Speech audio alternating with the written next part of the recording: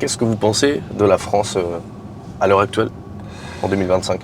Je suis très soucieux de sa situation actuelle. C'est pas nouveau. J'ai écrit en voyant ce que je voyais, puisque ce livre raconte finalement toute ma vie, et bien en même temps le contexte dans lequel j'ai vécu ma vie, Mhm. et je sentais bien qu'on décrochait.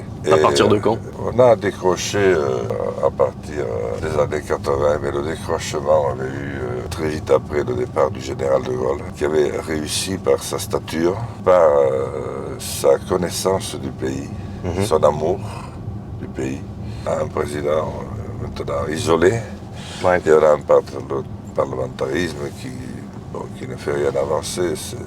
C'est beaucoup plus de noms d'oiseaux qui fusent. Et il y a un déclassement de notre pays, Oui. très important. Notre pays était un pays écouté. Mais il ne faut pas oublier quand même que pendant quelques siècles, le Royaume-Uni, qui n'est pourtant pas très grand sur une carte de géographie, et la France, qui n'est pas très grande non plus, ont quasiment mené le monde. Mhm.